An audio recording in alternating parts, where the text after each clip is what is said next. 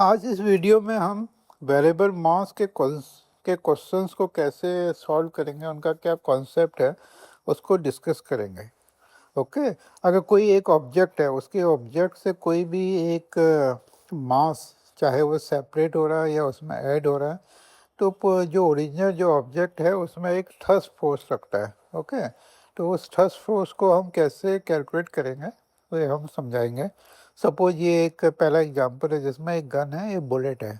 Suppose t=0 में जो bullet होगा ये गन में ही होगा, तो हम अगर गन को रेफरेंस माने तो गन के रेस्पेक्ट में जो बुलेट की वेलोसिटी कितना होगा, 0 होगा। तो t=0 में जो बुलेट की आपका मोमेंटम कितना होना चाहिए, 0 होगा।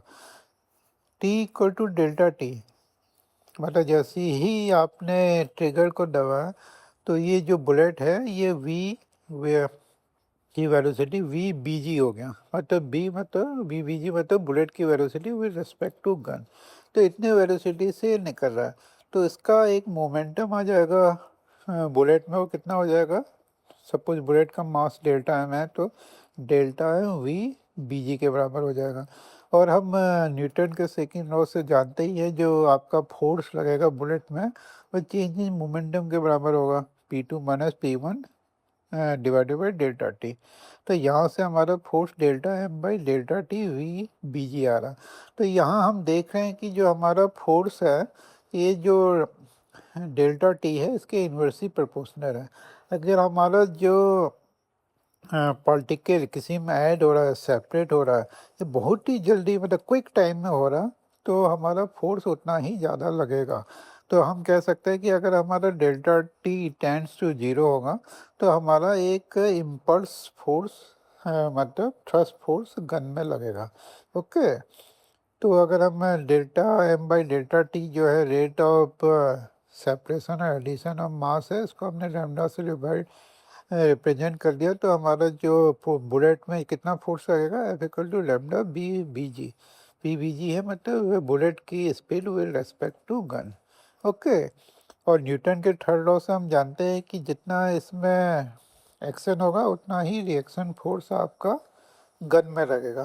तो इसी रिएक्शन फोर्स को हम थ्रस्ट फोर्स कहते हैं। तो इस गन में कितना थ्रस्ट फोर्स लगेगा, माइनस डेल्टा या रो वी बी जी के बराबर होगा। ठीक। उसी तरीके से हमने जो दूसरा एग्जांपल है इसमें एक रॉकेट हम दिखा रहे हैं। सपोज रॉकेट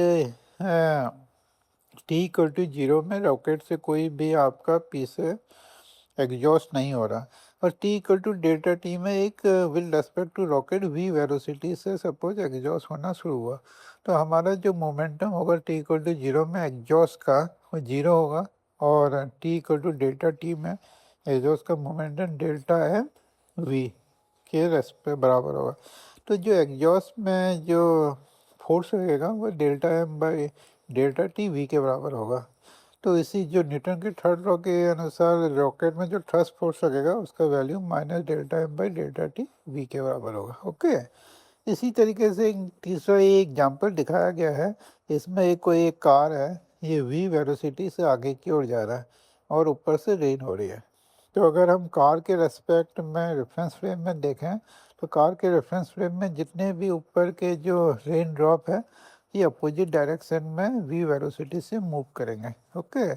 तो हमारा जो रेन ड्रॉप का इनिशियल वेलोसिटी कितना हो जाएगा, माइनस वी हो जाएगा, और जब ये आपका इसमें हिट करेंगे तो इनकी वेलोसिटी कितनी हो जाएगी, 0 हो जाएगी। तो इनका जो इनिशियल मोमेंटम रेन ड्रॉप का कितना हो गया, माइनस डेल्टा एम वी, और फाइनल मोमेंटम 0 हो गया। तो रेन ड्रॉप में जो हमारा फोर्स लगेगा उसका value delta m v by delta t होगा, और जो हमारा कार में आपका थ्रस्ट फोर्स लगेगा हम minus delta M by delta T v के बराबर होगा। तो इस कॉन्सेप्ट को अगर हमने एक बार निकाल समझ लिया है और थ्रस्ट फोर्स की वैल्यू निकाल गई है, तो जैसे हमारा थ्रस्ट फोर्स का वैल्यू निकल गया तो अब हमारा जैसे जो ऑब्जेक्ट है उसमें फोर्स है, उसमें न्यूटन के सेकेंड लॉ के अनुसार F=ma से हम उसका आराम से एक्सीलरेशन निकाल सकते हैं।